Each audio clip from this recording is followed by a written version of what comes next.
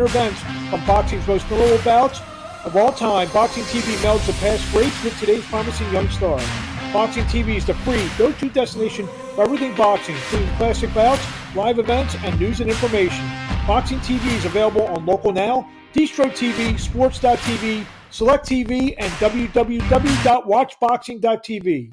Follow Abrams Boxing on social media at Abrams Boxing on Twitter, Abrams Boxing on YouTube, and at Marc Abrams Boxing on Instagram. Marc Abrams here, another week of the Abrams Boxing Show. Lot to get to. A lot of stuff going on in the world of boxing. Three special guests: Sonny Conto, Shinard Bunch, and Michael Ductchover. Three exciting young fighters. We'll get to them in just a few minutes. We'll kick it off an unbelievable rematch that took place this past Saturday night at the War Grounds in Carson, California, live on Showtime. Gilberto Ramirez became the undisputed 154-pound champion, super welterweight, junior middleweight, call it what you will, in a terrific fight. Stopped Brian Castano in round 10 of their bout. It was a terrific fight. Fight was even through about 5 or 6 rounds. Castano just kept on coming. Charlo countered beautifully. He led when he needed to lead. And rounds 7, 8, 9, and 10, especially round 10, Charlo took control, dropped Castano twice, ended it with just a crunching body shot, and he is now in rarefied air as a undisputed world champion.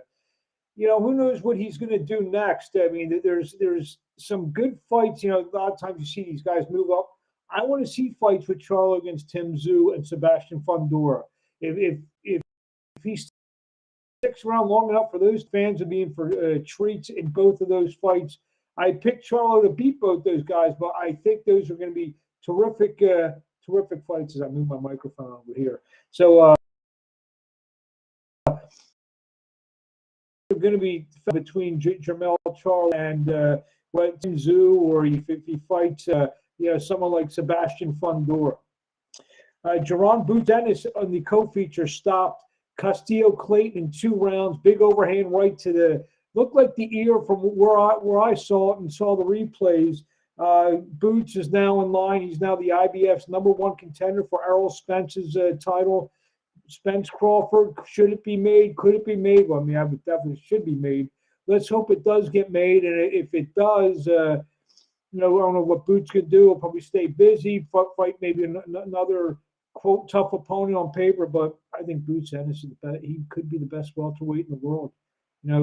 Crawford and Spence, they may be playing for second place. Boots, I'm a little biased. I've known the kid since he was about 17 years old. He can really fight. He has all the goods, in my opinion. Kicking off the Showtime broadcast, Kevin Gonzalez, the WBA #6 super bantamweight in the world, won a 10-round unanimous decision over Emmanuel Rivera. Scores are 97-93, 96-94, and 98-92. So there's a good triple header on Showtime. Showtime's got another great triple header we will get into in a couple minutes. Just down the road in Ontario, California, Gilberto Ramirez stopped Dominic Bosel in what basically was a WBA elimination bout to fight Dimitri Bivol. Who knows what Bivol's going to do? Is he going to get the rematch with Canelo Alvarez? Anyway, 4th round stoppage, total domination by Gilberto Ramirez. Another body shot ends the fight in round 4. What was interesting to me when they were saying that, I can't believe Gilberto Ramirez put on 29 pounds between the weigh-in and him walking in the ring. He walked in the ring as a heavyweight at 204 pounds. That's unbelievable. I mean, we hear guys putting on 15, 18 pounds. This guy's put on almost 30 pounds between weigh-in and walking to the ring. Another fight in Southern California on Saturday night. This was on Triller pay-per-view. Sergey Kovalev, made his cruiserweight debut, and he looked okay. It didn't look great, but he didn't look bad. And with his name, he's going to get an opportunity to fight in a big cruiserweight fight. As he got the 10-round unanimous decision over Tervel Pulev. Scores are 98-92 twice and 97-93 for the former longtime light heavyweight champion, now made his cruiserweight debut, Sergey the Crusher Kovalev. A lot of stuff went on last week. Our guest last week, Angel Acosta, needed just 79 seconds to take out Janelle Rivera in their flyweight bout. Castano's 23-3-1, 22 knockouts. So look for him to get an opportunity. He said he probably would need a couple more fights when he talked to us last week on the Abrams Boxing Show. Probably a couple fights to kind of earn that shot. Maybe win one of those regional titles to start navigating himself up the rankings. But the former light flyweight champion with an impressive knockout, just 79 seconds in. In a heavyweight bout that took place in France on Saturday afternoon, Martin Bakole, I guess he shocked Tony Yoka, dropped him twice, and won a majority decision in what was almost, a disgraceful scorecards because Bakole dominated this fight. He probably won 7 rounds, in my opinion, minimum, plus 2 knockdowns. He probably won that fight by 5 or 6 points, but scores are 96-92, 95-93, and 94-94. I have no clue what that judge is watching. But Martin Bakole, he's going to get a good opportunity now. He's up to 18-1. He's got 13 knockouts. Always been a tough bout. We've seen him fight on some of those matchroom cards over the last couple of years, and he's definitely a tough out in the heavyweight division. Defeated the former Olympic gold medal winner Tony Yoka in Yoka's hometown in France. So let's see Marc Bakole, see what he has, what he does in the future. He played himself into a spot, with some of those contenders, with Andy Ruiz's, Deontay Wilder's, some of those other guys. I know Parker and Joe Joyce going to fight each other. So Martin Bakole is not too far beneath those names. Friday night, just outside Philadelphia, Bansalem, Pennsylvania, I had a chance to attend a pretty good card. In the main event, Sonny Conto scored a third round stoppage over Justin Rolfe. Conto beat him down, landed a couple left hooks, dropped him twice, and the young heavyweight from Philadelphia is going to be, he's coming along nicely. He's been fighting at home, mostly in Philadelphia. Bansalem is about 10 to 12 minutes right outside the city of brotherly love. So, he's now 10-0 with 8 knockouts. And I had a chance to talk to Sonny Conto just after the fight was over. Let's see what he had to say. Sonny Conto, third round stoppage over Justin Rolfe here at Park Casino. You hit him with everything in the kitchen sink in the first 2 rounds, and he didn't go. Finally, you kind of cracked him a little bit in the third round. Yeah, I had to slow down a little bit and take my time, be poised. I know that he was going to run into something. I knew I was going to check hook out all night. We worked on that a whole camp, and I knew it was just a matter of time until I caught him. Win number 10, in the double digits now. A little bit. That's probably a little bit of a milestone for you. What's that mean, 10-0? Honestly, I ain't do shit yet, but just back to the gym, time to get better, and just stay focused. You feel maybe that number maybe is a little bit of a turning stone, turning point, maybe kind of get into those next level kind of fights? For sure. When would you like to get back in there? Got to sit down with my team and just take my time and just figure it out. I'm not, it was a long training camp. I want to at least take like 2 days off, but I'll be back in the gym ASAP. You conquered South Philly, now you're trying to conquer Bansalem now? I'm trying to conquer the world. So you got it. What do you want to say in closing? Just thanks to everyone that supports me. Thanks to everybody that came out, especially South Philly. They really showed up tonight, showed out, and I delivered for them as well. It's also a big weekend. We got Jerron Ennis tomorrow night, and Philly support Philly. There you go, Sonny Conto. Congratulations. We'll see you for win number 11 real soon. Love. There you have it, Sonny Conto, the undefeated heavyweight. The co-feature, a little bit of a familiar name to all of us hardcore boxing guys. Shinard Bunch went to 19-1-1, notched his 17th knockout, as just needed 47 seconds to take out Marco Bailey in a fight that he blitzed him. He went right out there. He landed some real vicious shots. Fight was over before you knew it. And, I had a chance to talk to Shinard Bunch right after the fight. And Shinard broke a little bit of news. So why don't you enjoy this quick interview and see the news that Shinard Bunch had to say. Win number 19 tonight, Shinard Bunch, 47 seconds over Marco Bailey. Talk about it. It was very exciting. Very excited. I was so eager to get into the ring. I haven't fought since January 7th. So it was a long layoff for me, but I was, very eager to get back into the ring and just, show skill and get back into the swing of things. What's that like? I mean, most guys, that's a short layoff for them. For you, Mr. Fighting every 3 weeks, now you're maybe more on a normal fight schedule now, so to speak.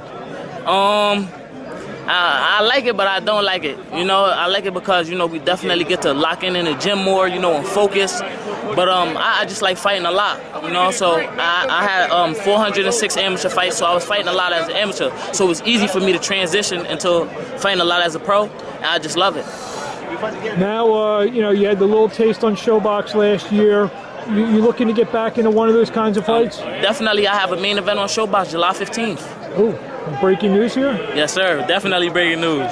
So I just okay. There you have it. Shinard Bunch is breaking news here. You know opponent yet, or are you just gonna be on?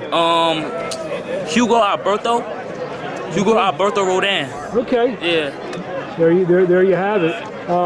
Anything you want to say in closing? I just want to thank everybody for coming. I love the fans, and I'm gonna keep showing out. Definitely. Thank y'all. Congratulations. I guess sir. We'll see you on July 15th. There you have it, Shinard Bunch, saying July 15th. I'll be right back in there live on Showbox, The New Generation. So I'm looking forward to seeing him. I've worked a lot of his fights, fought on a lot of the cards that I've worked on and broadcasted and so forth and so on. And Shinard Bunch, he may have the goods to take this thing a long way. Friday night in Philadelphia, Kenny Robles takes on James Bernadine. That fight will be streamed live on bxngtv.com. I'll be part of the broadcast team with my good buddy Rich Quinones. So we will see Bernadine and Robles. It's good. That's a good local fight, by the way. So fans out there, if you want to see a quality fight, Bernadine has been getting better. Robles is a solid fighter as well. The new $199 per month app, ProBox TV app, starts Friday night with a big show. John Pascal, the former light heavyweight champion of the world, takes on the top-ranked Magn Fenelong in a light heavyweight bout. But on top of that, you're going to get the last chance tournament where you have 8 fighters who are about in the same class. You get a couple quality wins. They've all suffered losses. Whoever wins this tournament is probably going to get a big opportunity. So let me run down the brackets here. Kendo Castaneda, 17-5, takes on Sonny Fredrickson, 21-5. Michael Ductchover, 15-2, 10 knockouts, takes on Clarence Booth, 21-4, 13 knockouts. Antonio Moran, 26-5-1, takes on Jeffrey Torres. And Jimin Wang, 11-3, takes on Joseph Fernandez. I had a chance to talk with Michael Ductchover about this tournament, and he had a lot to say. It was a good interview. So this is what Michael Ductchover had to say. Joining me now on the line is junior welterweight Michael Ductchover, who this Friday night takes on Clarence Booth in the what they call the Last Chance tournament on ProBox TV. It's a tournament of some contenders who, with the winner, hopefully will get a big shot. Michael, what's happening? What's up, Mark? Thank you for having me. And yes, indeed, I'm in Florida. Been here for about a week, and I'm ready to step in the ring this Friday again. Just to be under those bright lights again. I miss that feeling, and this is a great opportunity for me, and do this. I understand there's some celebrity trainers for this tournament. Who have you been working with? Well, I have my coach here, and just I've seen Marquez, I've seen Paulie today, and they're just walking around, giving little advice. But I have my coach here, Danny Zamora, with me, so he's my head trainer, and he'll be in my corner on Friday. Was some of the premise though, like having guys like Roy Jones and Antonio Tarver kind of giving all the fighters some advice, kind of helping with the training, kind of sort of? Actually, they haven't been I haven't seen them around as much. You know, I have my own training schedule, and so whenever I'm training, they're not there, and so but you know I'm just sticking to my game plan with my coach that we've had all camp together, and you know things are going good during this fight week. So talk about the tournament situation. Do you just, I mean, I guess you probably just look at it as a regular fight, and you just take it one at a time. If you win, then you take that as just a regular fight, and not really kind of put too much emphasis on it being a tournament structure. Is that correct? Yeah, well, you know, this is pro boxing. You know, it's not like the amateur amateur tournaments. You know, we fight the next day. So we're taking it each fight. You know, we have a game time for each fight. I get through this 8-round fight. The next round, I believe, will be a 10-round, and then the championship fight will be a 12-rounder. And so we're just taking it one fight at a time. And we have Clarence Booth in front of us this Friday. And so that's what we're focused on. Get past that, and we will worry about our next opponent. Booth is a guy who's been around. I believe he's about like 23-4, something like that. Talk about him. What do you know about him? What does he bring to the table? Yeah, experience. He got some good fights under his belt. He's been in the ring with some good contenders, and I'm gonna be the next guy he's gonna be in there with. And so I've studied some film on him, and but you can't rely on that too much. Everybody reacts different in the ring. And so you got to be able to adjust in the ring. I'm looking forward to imposing my will in there. Looking strong and being confident, and I just I'm ready to go. I'm very happy with this training camp, and it's at the weight that I want it to be, and here. Like you said, you've been down there for 10 days. I would imagine all 8 competitors have been around. You bump into those guys. Have you seen Clarence around? Have you chopped it up with some of the other competitors in the tournament? Yeah, Clarence Booth actually stays a couple doors down from me, and so we see each other every now and then. And I have Conto Castaneda from San Antonio. He's also in the tournament. We've known each other for a while. I see him. We chop it up a little bit, but we're both from Texas, and I see all the guys. We all stay a couple of rooms down from each other. That have us in these rooms, but this is an awesome facility that Pro Box TV has put together, and they have cooks for us, and the gym is open whenever we want to train, and it's an awesome how they put everything together for us, and I think it's gonna be a great showing this Friday. You have John Pascal and 40-pound tournament, and it's gonna be highlight a new boxing facility, and get a lot of eyes to this Pro Box TV. What's it like? Obviously, your last fight didn't go as a plan, the fight against Zahir Albright, but now you're like I said, you're right back in a meaningful fight. A lot of fighters in your situation may have wanted to take a stay busy just to get right kind of fight, just to maybe knock out a guy coming in from out of town. This ain't your mentality. You want to get back. You wanted to get right back into a fight that actually has some meaning for you. Of course, that's never been my life. I've never taken the easy route. And, speaking about my last fight, that's boxing. It happens. And, I take that as a learning experience. And, it's and when you get knocked down, it's how you get back up and react to it. And so, that's just my mentality, how I live my life. Just because you get knocked down, you don't stay down, you get up. Keep training, and this now have another opportunity. I'm blessed with this opportunity. Thankful Thompson and Banner, and my manager Danny Zamora, and working together with this Pro Box TV. It's a great opportunity for me to showcase again and show how much I've improved. And for my last outing, I'm looking forward for a different conclusion for my last outing.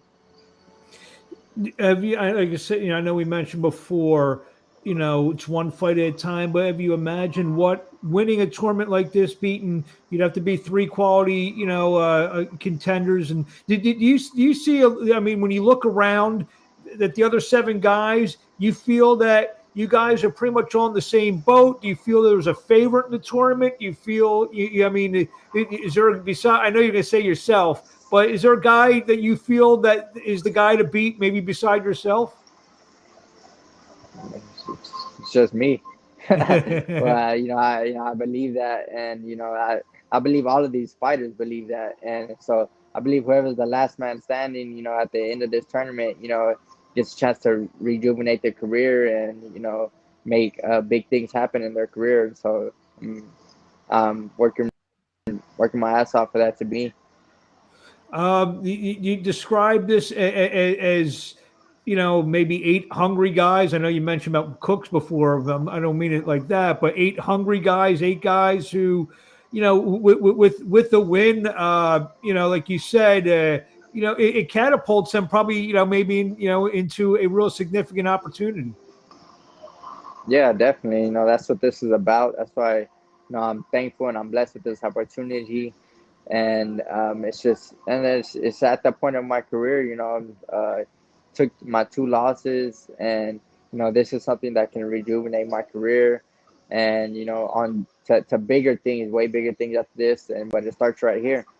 And so I'm thankful for this opportunity, very blessed and very happy that I'm in this tournament right now.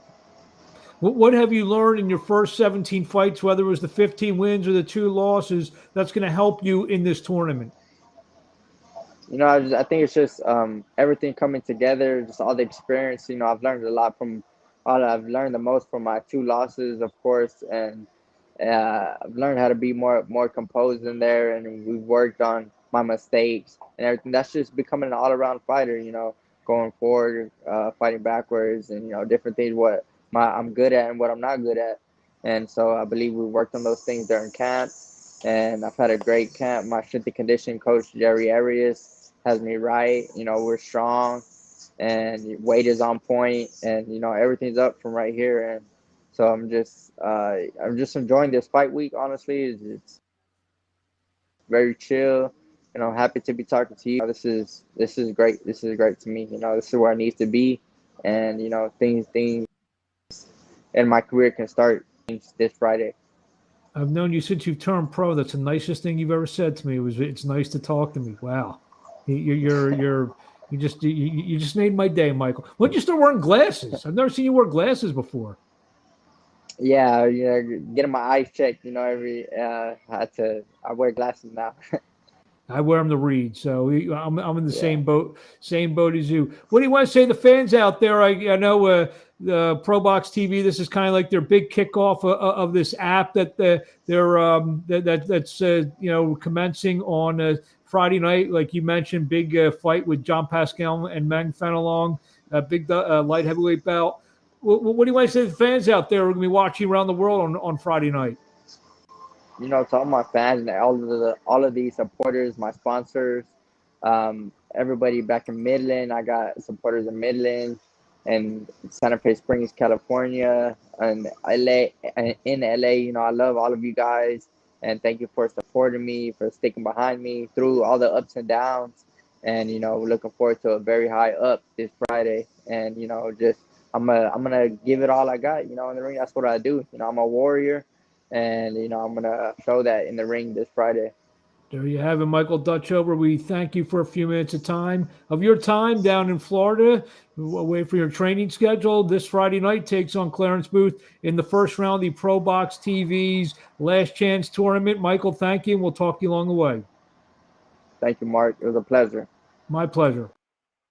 There you have it, Michael Ductchover fighting this Friday night. A couple quick news items this Saturday on Showtime. David Lemieux takes on David Benavidez for the WBC interim super middleweight title. Expect an explosive knockout by David Benavidez on Saturday night. Yoelvis Gomez takes on Jorge Cota in the co-feature. Saturday night on ESPN, Janabak Alimkhanaly takes on Danny Dingum for the vacant WBO interim middleweight title live from Las Vegas on ESPN. Jamel Herring takes on Jermaine Ortiz in the co-feature. Saturday on the Zone, Joshua Buatsi and Craig Richards getting on in the crowded light heavyweight division. We saw Zerno, now we see Joshua Buatsi. Couple quick notes. Edgar Belong on Alexis Angulo. That's June 11th at the Hulu Theater in Madison Square Garden. And Xander Zayas will be in the co-feature. The WBC has ordered Ryan Garcia to take on Isaac Cruz. We'll see if that fight happens as well. I want to thank everyone for joining us this week. My three guests, Sonny Conto, Michael Ductchover, Shinard Bunch. Next week, we'll be reviewing the fights from this weekend, previewing Gervonta Davis, taking on Rolando Romero live on pay-per-view. That fight's May 28th. Thank you for everyone joining us on the Abrams